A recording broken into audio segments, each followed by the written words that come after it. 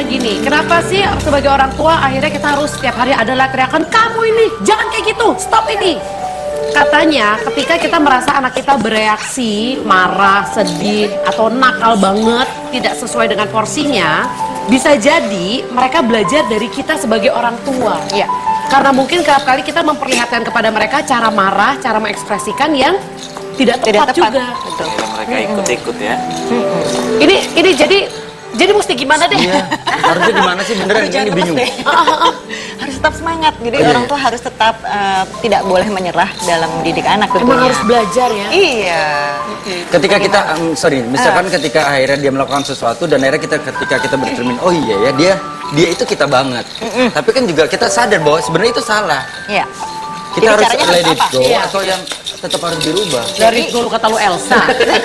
Gue kan Olaf. Oke. Jadi ketika kita bisa bercermin nih pada anak, misalnya cara kita kalau marah sama anak teriak-teriak nih, kamu nih kalau misalnya dikasih tahu sama papa nggak mau dengar, Iya. misalnya gitu. Terus kamu nggak boleh teriak-teriak ya, karena mungkin kita berkaca anak kita bereaksinya berteriak. Iya. Padahal kita sebagai orang tua ketika memberitahu pun berteriak. Nah, ketika proses introspeksi tadi terjadi, kita merefleksikan diri, oh ya ampun, anak saya itu berteriak karena saya pun ngasih taunya berteriak. Jadi apa yang harus dilakukan?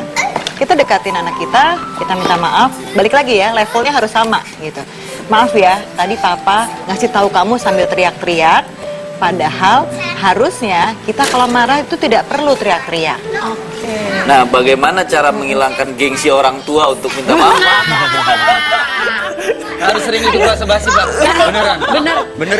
Gue tadinya gengsi begitu ikut basa-basi, minta maaf terus. Susah loh. Masih ada gengsi sama anak kecil. Iya, maksudnya ngomong minta maaf. Nah, Iya, itu karena bisa jadi budaya dari orang tua kita. Orang tua kita itu tidak punya Kamu ganteng. nggak biasa untuk minta maaf sama anaknya. Iya, iya. Bibi minta maaf baru nggak sama ini, baru Lu santai ya dekade minta maaf inilah sama anak? orang tua mulai membiasakan untuk ayo. Kita pun punya salah, nggak mungkin orang tua Iya, tidak betul, punya betul, salah. betul, betul. Iya. Bagaimana kita mau mengakui itu akan membuat nih, aku kasih tahu ya, manfaat besarnya adalah ketika anak kita sudah cukup dewasa, dia akan juga terbiasa untuk minta maaf. Kalau dia bersalah, dia akan minta maaf. jadi berpikirnya lebih Panjang. panjang. Jangka panjang. Hilangkan gengsi itu Betul. Pak. Demi masa panjang cerah. Harus, Pak, harus. Emang harus. Kamu berarti harus rajin-rajin datang ke basa-basi ya? Iya benar. Jadi biar Kita bisa minta buka maaf. jalan jadi orang tua beneran. Ini pulang ke rumah pasti minta maaf juga nih kita sama anak kita nih.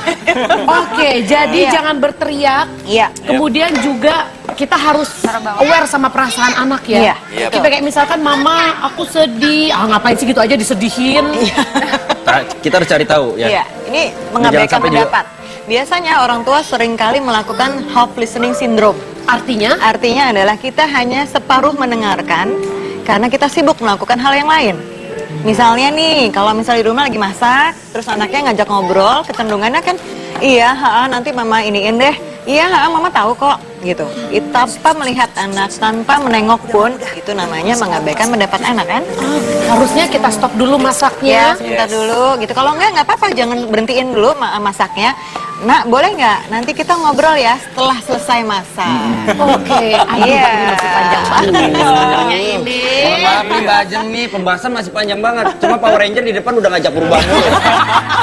Habis Pak durasi Iya, kita. durasi Iya, Padahal sebenarnya. pengen nanya lo banyak banget. Iya benar, karena Nanti kita bahas sebenarnya lagi kali ya. ternyata anak itu kalau bereaksi berlebihan karena dia terbiasa diabaikan perasaannya sampai akhirnya mereka melipat gandakan reaksinya supaya Iya. kita Iya. memperhatikan mereka. That's right. Udah habis sudah closing deh. Udah, maaf ya buat anak-anak kita semua kalau kita punya salah ya. Ntar di rumah kita ngobrol lagi ya, di dalam lagi ya.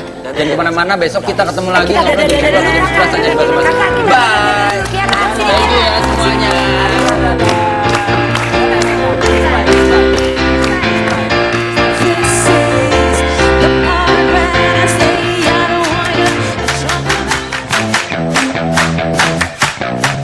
Setiap negara pasti memiliki kebiasaan yang berbeda dalam mendidik anak yang diturunkan dari para nenek moyang mereka terdahulu. Cara mendidik anak pasti berbeda di tiap daerah. Berikut Basa-Basi telah merangkum beberapa cara unik mendidik anak di beberapa negara. Pesta sebelum sekolah dimulai. Di Jerman, biasanya diadakan pesta penyambutan hari pertama masuk sekolah yang disebut Schulanfangfeiern. Dan pada hari pertama sekolah, si anak akan diantarkan oleh orang tua atau kakek neneknya ke sekolah.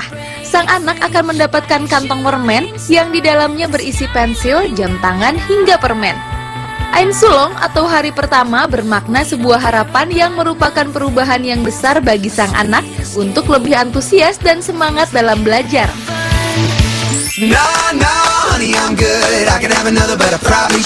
Menomorsatukan prestasi akademik.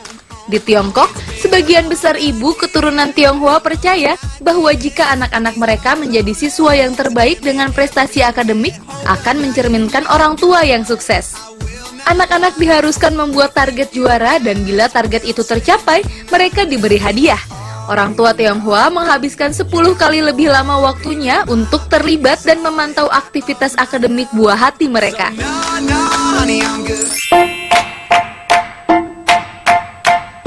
Memberi salam terlebih dahulu. Di Jepang, saat bertemu dengan seseorang, kita harus membungkukkan badan. Jangan anggap sepele memberi hormat atau salam dengan cara membungkukkan badan ini. Bangsa Jepang sangat mengutamakan tata krama. Saat mendidik anak-anak mereka, para ibu bangsa Jepang sangat ketat dalam hal menyapa atau memberi salam, ucapan terima kasih, dan permintaan maaf kepada orang lain.